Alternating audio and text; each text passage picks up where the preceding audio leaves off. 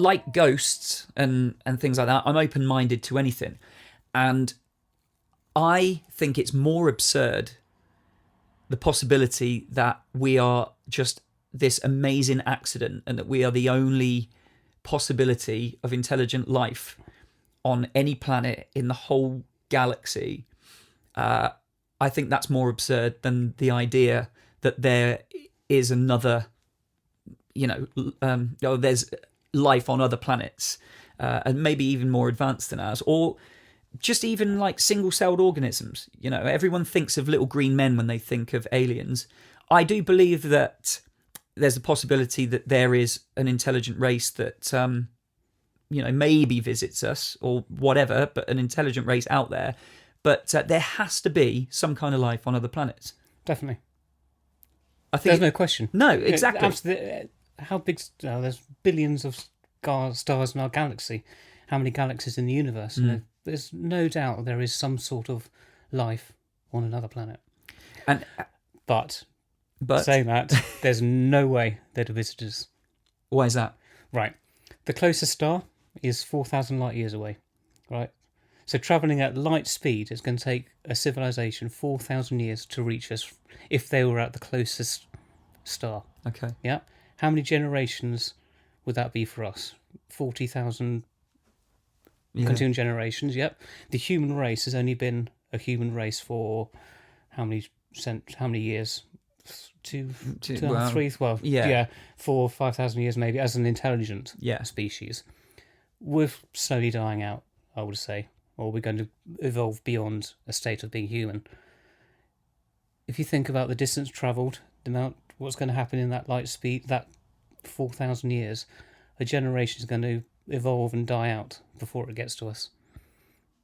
Human beings or an intelligent being, as I suppose. I mean, we've only been around for a very small period of time compared to how big the universe is. Yeah. A civilization becoming intelligent enough in the same tiny bracket of time the universe has been created and still get to us in that time is huge, billions to one chance. Do you sort of see what I'm saying? I do see what you're saying, but that's small scope of life of where we are, the small scope of life that another generation or civilization would get at the same time, meeting each other within their small bucket of existence. But that's basing their biology on our biology, which might not be the case. Okay. Everything's got its own lifespan. So what if this intelligent race's lifespan was significantly longer than ours? What if they had cryogenics? It's. But then you're getting onto the point here. By the time they've got to us, they'll be so advanced, or whatever, that they might look at us like we look at an ant. Yeah. We're nothing. We're not what they are looking for as a species. They'll be looking for this ultimate super being, as it were. Yeah. They might even realise that we've actually got an intelligence.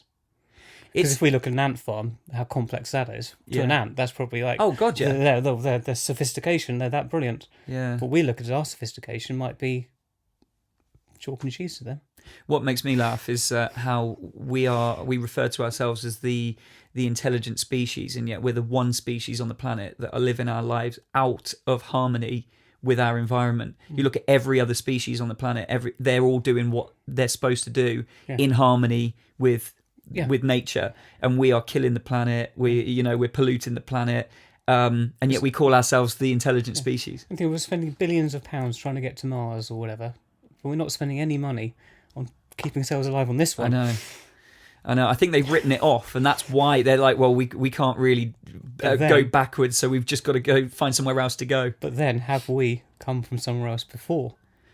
And essentially, what we would say, reset ourselves. Brought a generation to this planet, started from scratch, let it evolve. We're starting to just learn what we can do. Then we're going to do the same again. Leave this planet, start again. Maybe with a reverse generation. What would build it up again? Well, what would be ironic about that is all these sci-fi movies where aliens are invading the planet and we've got to save the world and all this kind of thing. That would make us that species that from say you go to another planet and there's some kind of life form there, we would be the invaders. We would be the ones that, and we do it now. I remember watching The Matrix for the first time, and Agent Smith says something that I'd never thought of, and it was brilliant.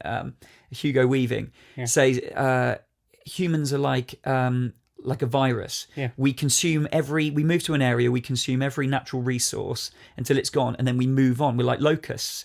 And you see these sci-fi films and the aliens are there and they're going from planet to planet. If we could bounce from planet to planet to planet, that is exactly what we'd be doing. We'd be the alien invaders, because that's what we do.